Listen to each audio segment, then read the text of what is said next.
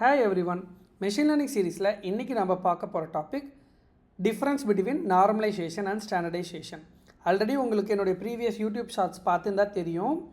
நார்மலைசேஷனும் ஸ்டாண்டர்டைசேஷனும் ஃபீச்சரை ஸ்கேல் பண்ணுறதுக்கு யூஸ் பண்ணுற டெக்னிக். பட் இருந்தாலும் அதில் சில டிஸ்டன்ஸ் இருக்குது. ஸோ ஒரு 4 பேராமீட்டர் எடுத்துகிட்டு அதில் அந்த 4 பேராமீட்டரில் நார்மலைசேஷனும் ஸ்டாண்டர்டைசேஷனும் எப்படி டிஃபர் ஆகுதுங்கிறத பார்க்க போகிறோம். பட் ஜென்ரலாக சொல்லணும்னா நார்மலைசேஷன் வந்து டிஸ்டன்ஸ் பேஸ்டு மாடலுக்கு நல்லா ஒர்க் ஆகும். ஸ்டாண்டர்டைசேஷன் வந்து ஸ்டாட்டிஸ்டிக்கல் மாடல். ஓகேங்களா? So first parameter range. நான் என்ன வேல்யூ என்கிட்ட டேட்டா செட்டில் இருந்தாலும் நார்மலைசேஷன் கான்செப்ட் யூஸ் பண்ணால் அது எல்லாமே 0லேருந்து 1க்குள்ளே வேல்யூவாக ஸ்கேலிங், அந்த ஸ்கேலிங் வந்து நடந்துடும். பட் ஸ்டாண்டர்டைசேஷன்னா என்னென்னா அந்த மாதிரி ஒரு ரேஞ்சுக்குள்ளே வரவே வராது. இட் மைட் பி, அதாவது ஃபிக்ஸ்டு ரேஞ்சாக இருக்காது, என்ன ரேஞ்சில் வேணாலும் இருக்கலாம்.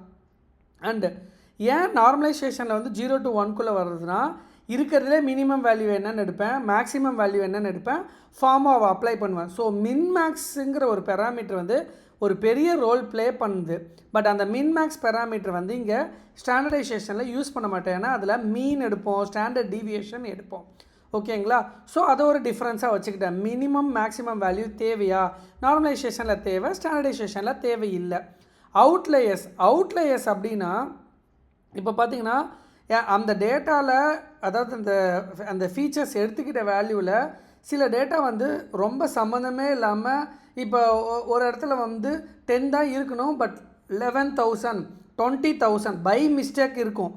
அந்த மாதிரி இருந்துச்சுன்னா அப்போ மேக்ஸிமம் வேல்யூ எனக்கு 20,000 மாறிடும். அப்போ மேக்ஸிமம் வேல்யூ 20,000 மாறிச்சுன்னா என்டையர் டேட்டா செட்டில் எனக்கு அவுட்லேயராக நாய்ஸ் இருக்கிறதுக்கு நிறைய வாய்ப்பு இருக்குது. பட் ஸ்டாண்டர்டைசேஷனில் அந்த மாதிரி மாறாது. ஏன்னா நாங்கள் மின்மேக்ஸ் யூஸ் பண்ண கிடையாது, மீனு ஸ்டாண்டர்ட் டீவியேஷன் தான் யூஸ் பண்ணுறேன். முன்னாடியே சொன்ன மாதிரி தான் என்னென்ன மிஷின் லேர்னிங் மாடல், இப்போ கேஎன்என் கே மீன்ஸ் எல்லாம் டிஸ்டன்ஸ் பேஸ்டு மாடல், அதனால் அது நார்மலைசேஷனுக்கு நல்லா ஒத்து போகும். But statistical model, linear regression or linear models, SVM, இதெல்லாம் ஸ்டாண்டர்டைசேஷனுக்கு நல்லா ஒத்து போகும். திரும்பவும் சொல்கிறேன், நார்மலைசேஷனும் ஸ்டாண்டர்டைசேஷனும் ஃபீச்சரை ஸ்கேல் பண்ணுறதுக்கு யூஸ் பண்ணுற டெக்னிக். பட் ஃபார்முலா வைஸ் அது டிஃபர் ஆகுது.